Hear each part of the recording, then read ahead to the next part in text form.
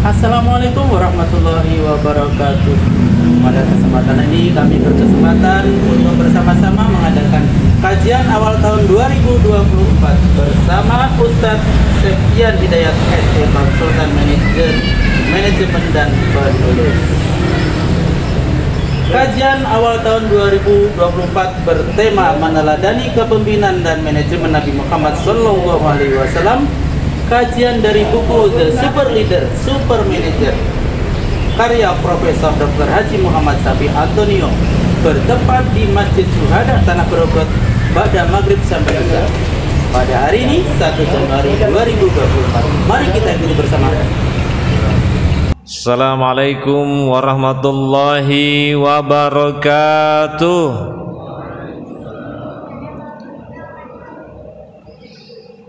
Salatu wassalamu ala asrofil anbiya'i wal mursalin Sayyidina Muhammadin wa ala alihi washabihi ajma'in, amma ba'd. Rabbi shrah li sadri wa yassir li amri wahlul 'uqdatan min lisani yafqahu qawli. Subhanallah, alhamdulillah, wa la ilaha illallah, Allahu akbar, la haula wa la quwata illa billah. Alhamdulillahirabbil alamin. Hari ini di tanggal 1 Januari kita bersama-sama untuk mengikuti kajian awal tahun insyaallah. Salah satu fadilah dari majelis ini adalah salah satunya dosa-dosa kita yang lampau akan dihapuskan oleh Allah Subhanahu wa taala. Insyaallah.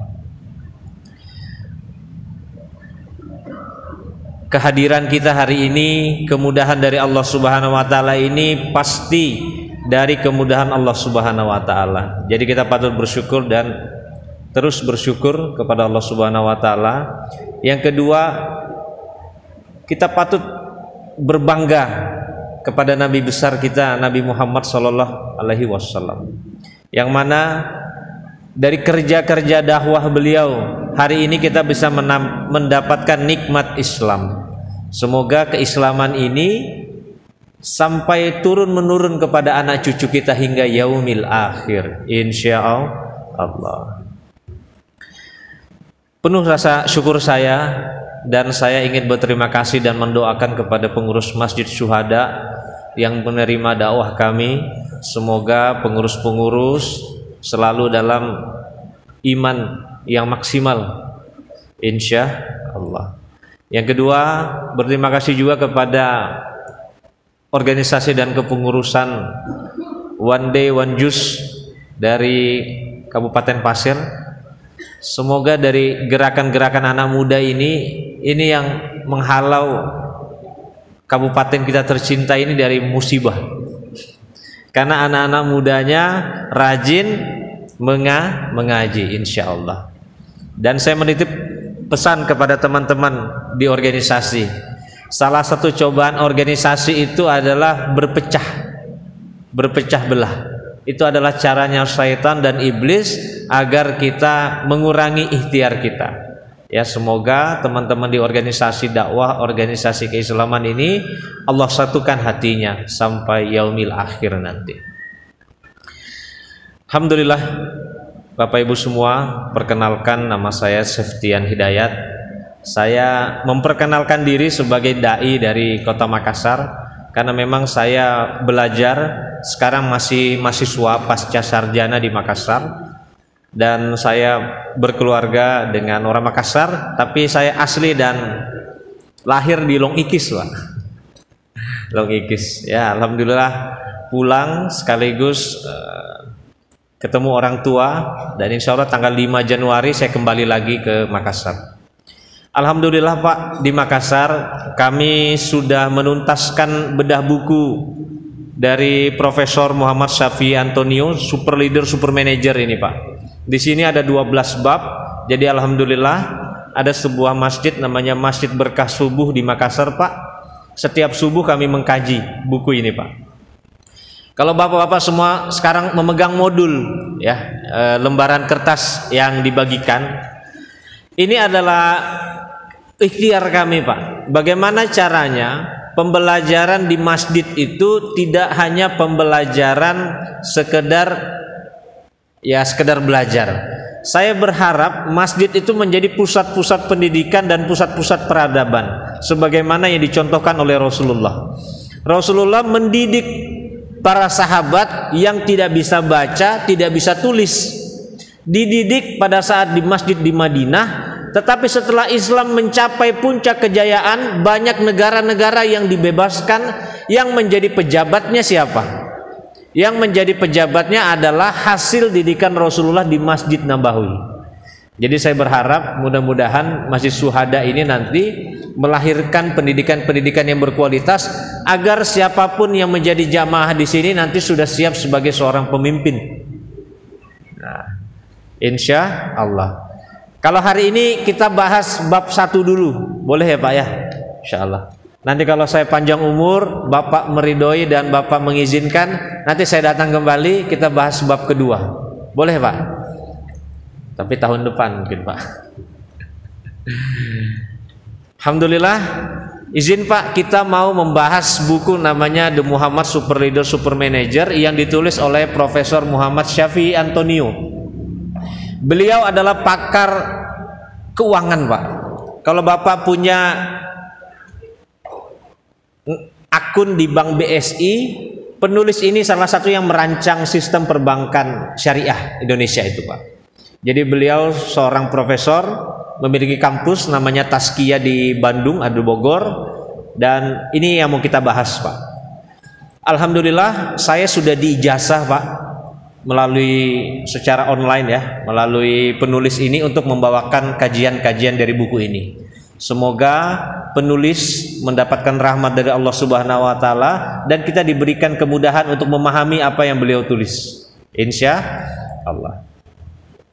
Saya mulai dengan sebuah hadis Pak. Ada sebuah hadis Al-Bukhari nomor 6632. Suatu saat Umar bin Khattab radhiyallahu anhu digandeng tangannya oleh Rasulullah Pak. Digandeng tangannya, berjalan-jalan Umar digandeng tangannya oleh Rasulullah. Kemudian Umar menyampaikan rasa cintanya, wahai Rasulullah, engkaulah di dunia ini yang paling kucintai kecuali diriku sendiri.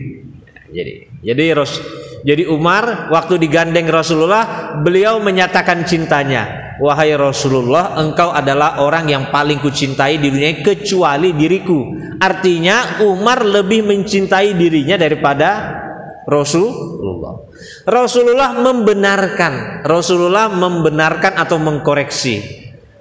Tidak, katanya, demi Allah Subhanahu wa taala, tidak sempurna iman seseorang kecuali yang paling dicintainya adalah Rasulullah.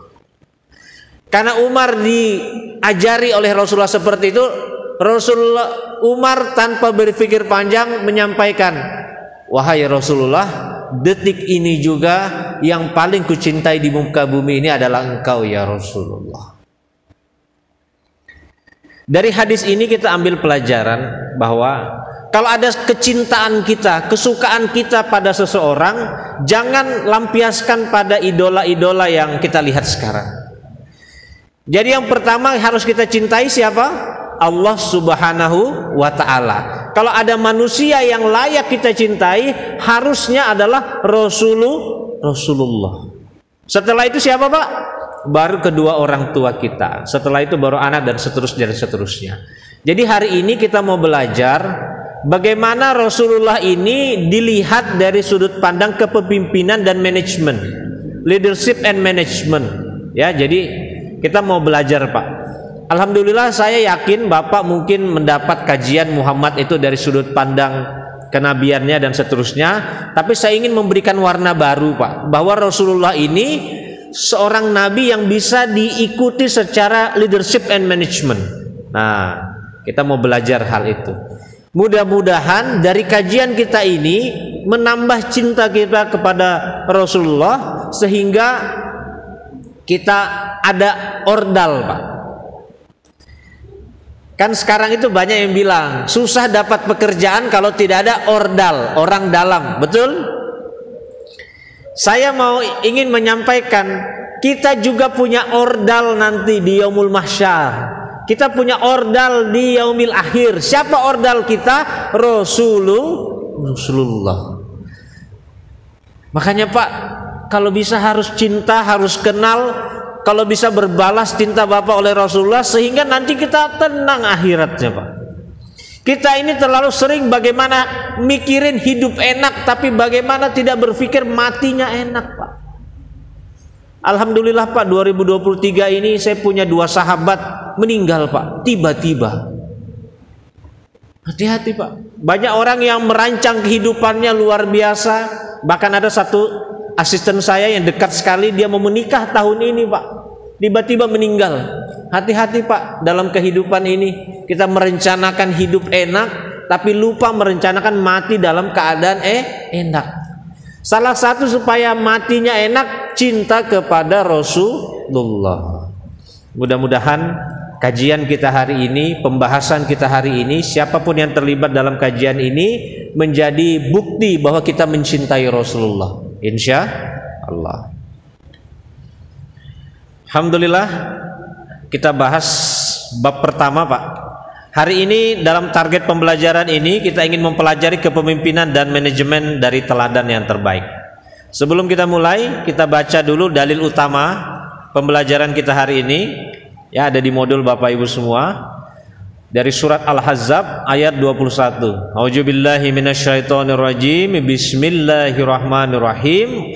Laqad kana lakum fi Rasulillahi uswatun hasanah. Uswatun hasanatun liman kana yarjullaha wal yaumil akhir wa zakarallahu katsir.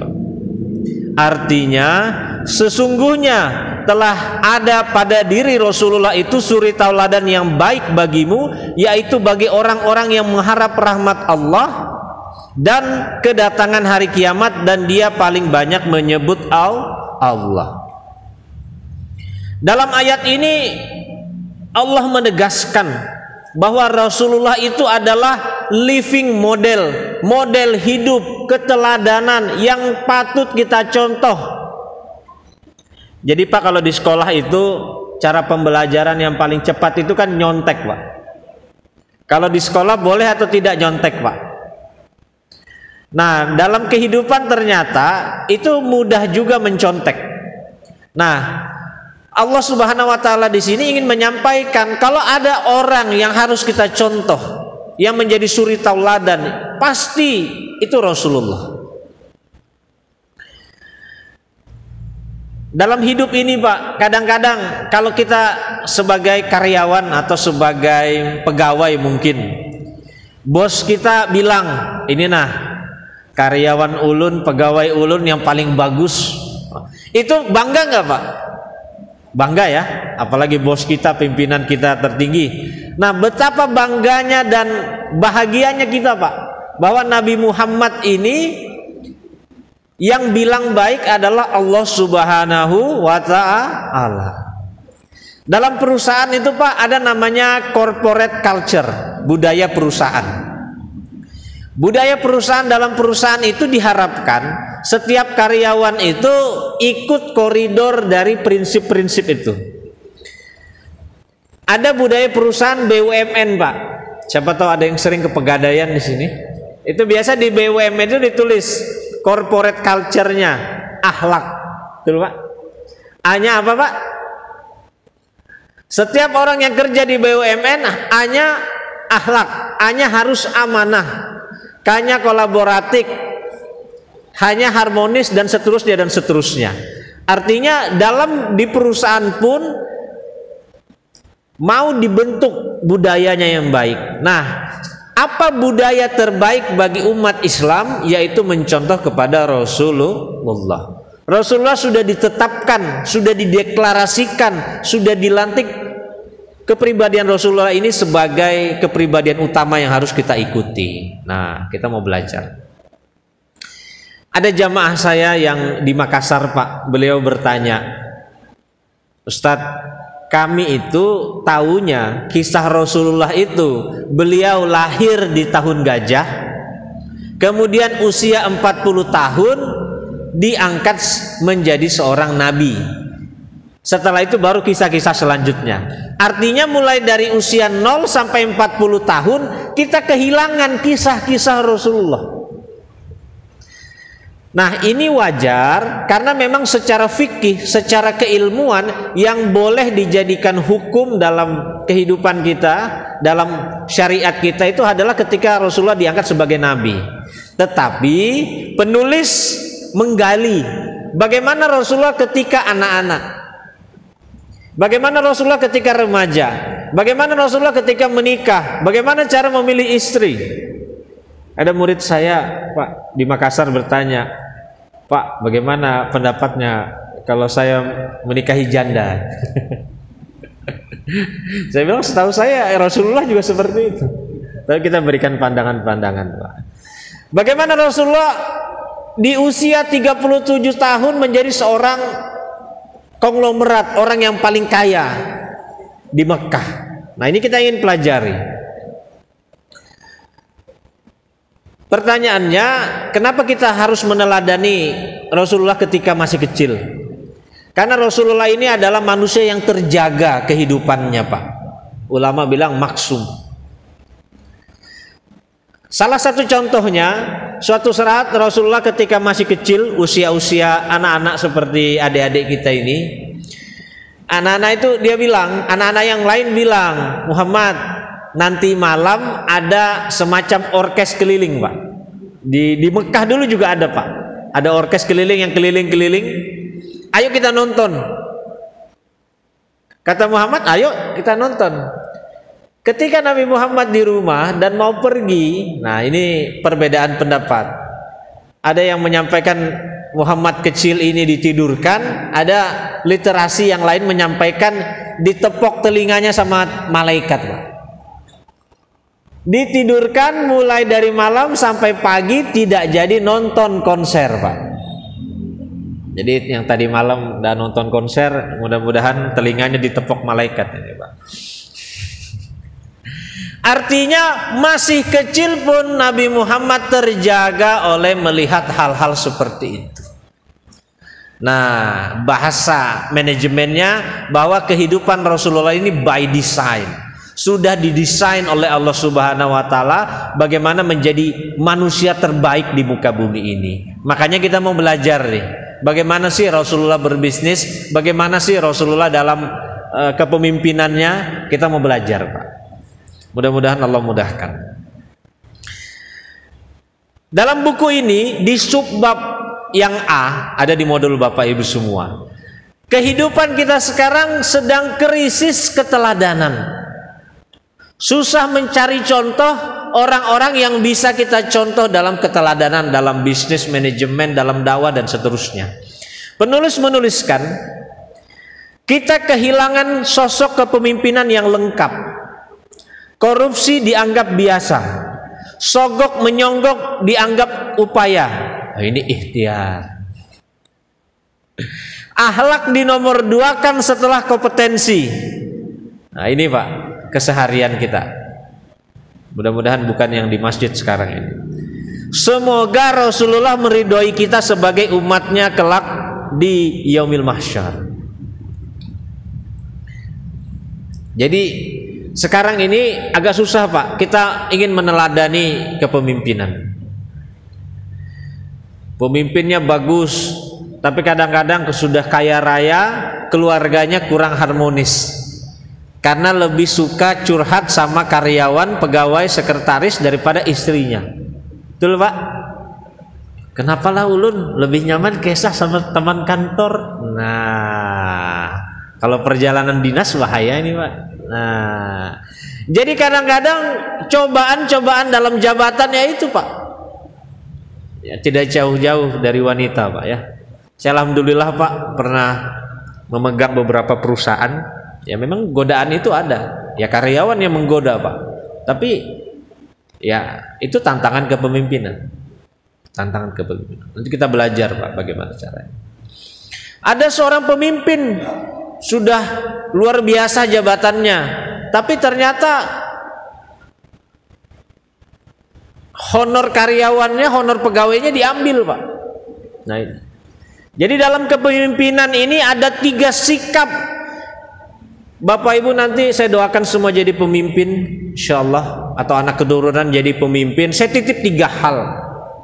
Kita nggak usah bicara jauh-jauh dulu, Pak. Sebagai seorang pemimpin, kalau kita ingin meneladani Rasulullah, sebagai seorang pemimpin itu kita harus bisa mengendalikan 3 nafsu sedikitnya. Yang pertama itu adalah nafsu amarah. Jangan sampai kalau marah, kata-kata kita seperti mengabsen kebun binatang, Pak. Jadi hati-hati, Pak. Sebagai pemimpin, sebagai bos, pastilah karyawan kita ada yang kurang pintar, kurang ngerti, bertanya-tanya. Kalau dia pintar, dia jadi bos kita, Pak. Hati-hati, Pak. Harus sabar. Siapapun yang jadi pemimpin harus tahan nafsu amarah. Hati-hati, Pak. Nanti Bapak googling ya, Pak ya, di YouTube ada podcast mantan dukun santet, Pak. Dukun santet yang sudah insyaf. Ditanya-tanya, Nyai, waktu dulu jadi dukun santet, siapa yang banyak order? Siapa yang pasiennya dari siapa saja? Disampaikan, Pak, yang banyak datang ke kami untuk diminta disantet adalah karyawan-karyawan yang sakit hati. Sakit hatinya kenapa? Karena dikata-katain sama bosnya. Dasar kami ini nah, ada kamu begawi. Nah, dimarahi, Pak. Keluar kata-kata mutiara tadi, Pak. Karyawan pegawai tidak bisa marah kembali, Pak, karena dia tahu, wah, kalau ulun marah ini dipecat ulun, masih banyak cicilan. Nah, kalau kurang iman dia cari dukun santet. Apa pesanannya sama dukun santet ini? Buat bos saya sakit sampai lumpuh sehingga banyak mengeluarkan uang dalam pengobatannya, nanti ketika sekarat meninggal. Itu pesanannya kepada dukun santet. Hati-hati, Pak. Hati-hati kalau jadi pimpinan. Kalau marah, kalau bisa jangan ketemu karyawan dulu. Kalau marah jangan ketemu karyawan. Lebih baik diusir dulu, lebih baik disuruh keluar dulu daripada marah di depan karyawan. Kalaupun harus marah, tidak boleh mencaci maki. Boleh marah tapi tidak boleh mencaci maki. Kalau saya sering, Pak, pukul meja kalau marahin karyawan, tapi tidak boleh mencaci maki supaya dia kaget. Kira-kira begitu, Pak ya. Jadi saya rasa kalau ada pemimpin masih suka mencaci maki, apalagi zaman sosial media sekarang, Pak ya, mudah sekali diviralkan. Hati-hati, Pak. Yang kedua adalah nafsu serakah, Pak. Ketika seorang pemimpin ada di puncak pemimpin, pasti ada sifat-sifat keserakahannya muncul. Lagi dalam politik, Pak. Hati-hati, Pak. Saya punya karyawan, Pak, doakan saya akhir tahun ini mau menikah. Oh, insya Allah saya doakan akhir tahun ini menikah. Nah, kalau di Makassar itu, Pak, kalau menikah biasanya kita nanya uang panai, Pak, karena lumayan uang jujuran kalau di sini, Pak ya. Bagaimana persiapan uang menikahnya? Saya bilang, oh iya, Pak, saya sekarang jadi sales mobil. Kalau akhir tahun biasanya jualan banyak mobil, ya kan, Pak? Gebiar mobil akhir tahun. Kenapa bisa jualan akhir tahunnya banyak? Karena biasanya pegawai dapat gaji 13. Betul, Pak ya? Ini sudah terima semua gaji 13 ini, Pak. Nah, biasanya dari penjualan itu dia ingin membeli, dari keuntungan itu, dari fee penjualan itu dia mau pakai untuk menikah. Singkat cerita, saya ketemu lagi di awal tahun sama karyawan saya itu. Loh, kok belum menikah? Iya, belum menikah, Pak. Kenapa tidak jadi menikah? Loh, iya, Pak, saya tidak jadi menikah. Loh, kok tidak jadi menikah? Saya bilang, uang bonus akhir tahun saya dibawa lari manajer saya. Bayangkan, Pak. Pemimpin kalau pegang uang sebelumnya, kalau pegang uang 10 juta mungkin amanah, Pak. Tapi kalau pegang 100 juta, tanda tanya. Kalau pegang 1 miliar, tanda tanya. Hati-hati, Pak. Jadi pemimpin harus bisa mengendalikan nafsu amarah, nafsu serakah. Hati-hati Pak. Biasanya kalau dalam bisnis itu Pak, ada pemimpin-pemimpin itu yang serakah itu tanda-tandanya kalau omsetnya lagi turun, kalau uangnya lagi tidak ada, marah-marahin karyawan, marah-marahin pegawai, tidak becus dan seterusnya. Tapi kalau banyak uang dia pergi liburan Pak. Nah ini hati-hati Pak. Nah, jadi kalau jadi bos harus bisa mengendalikan nafsu amarah. Yang ketiga Pak, ini yang paling berat adalah nafsu birahi.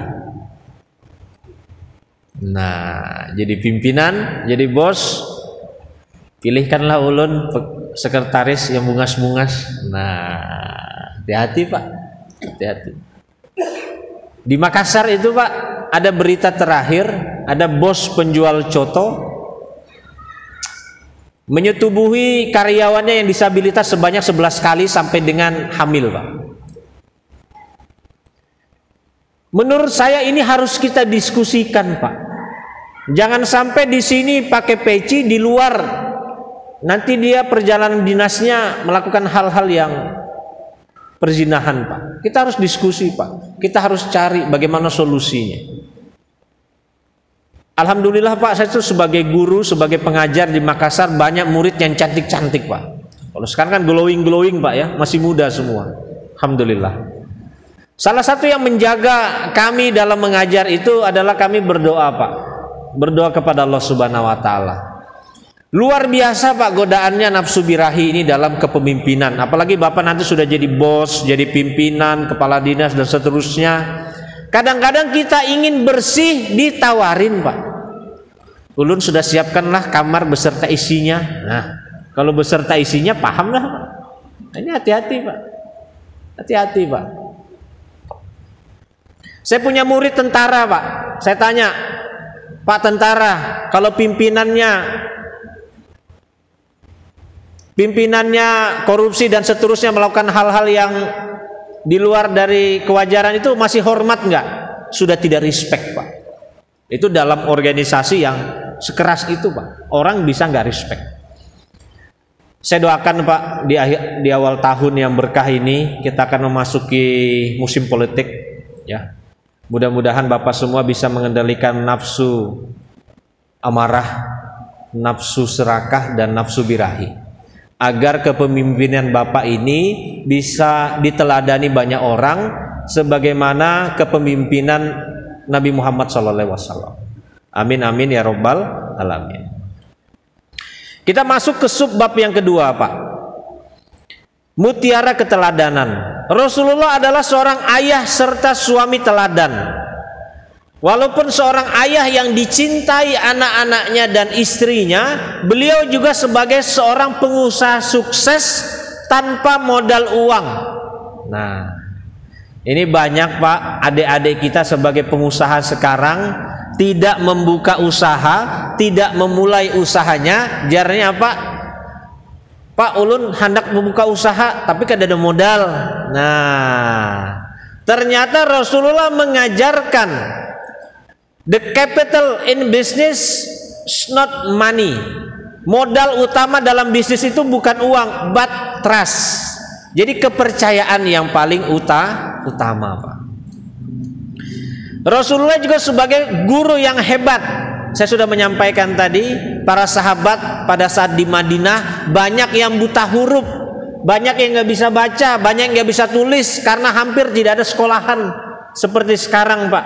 Tapi atas didikan Rasulullah di Masjid Nabawi, beliau para sahabat-sahabat ini menjadi pemimpin gubernur yang adil dalam kepemimpinannya.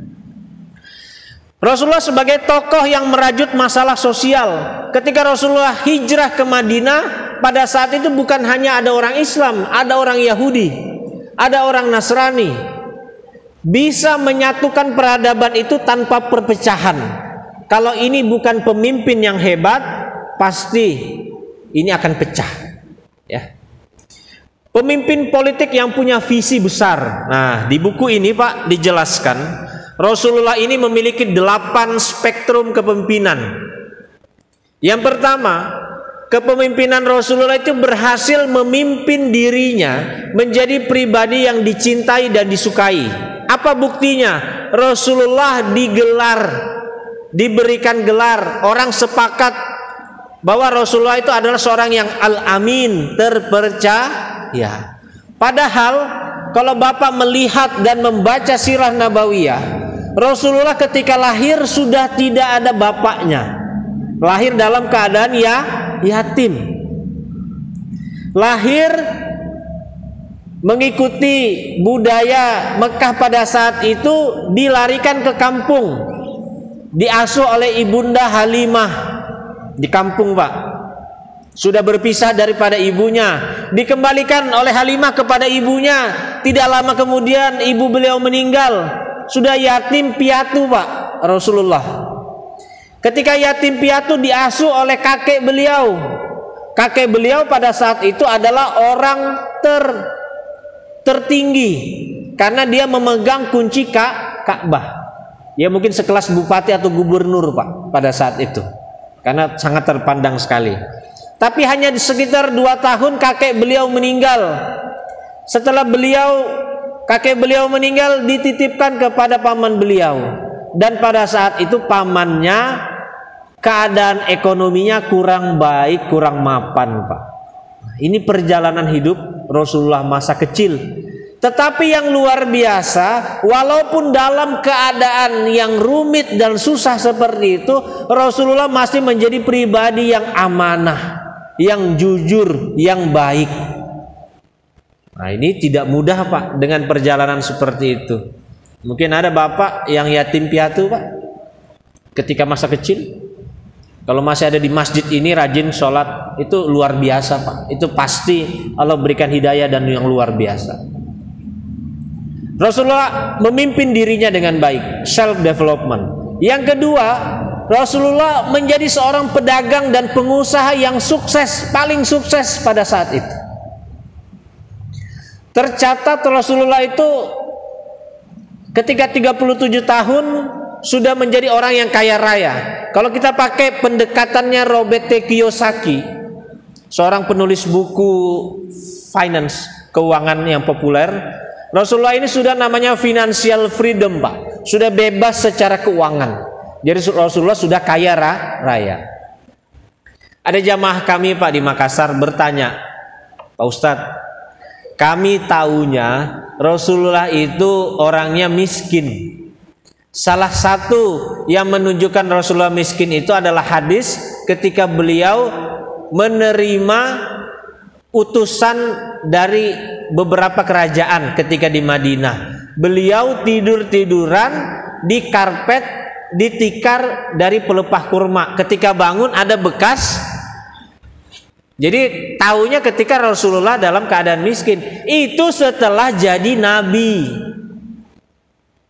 Pak, kalau sekarang, Pak, ada pejabat, bupati, gubernur, tapi masih sholat di masjid, duduk-duduk sama bapak, sederhana orangnya, bapak bangga nggak? Itulah Rasulullah pada saat itu, Pak. Bahasa politik sekarang egaliter, dia merakyat, Pak. Tapi ketika muda 37 tahun, bahwa Rasulullah itu bermonogami 25 tahun, ya. Jadi jangan banyak yang menyukai yang poligaminya saja, Pak. Hati-hati, ya. Jadi ustadz saya, guru kami itu marah sekali, Pak, kalau kita cerita poligami, Pak.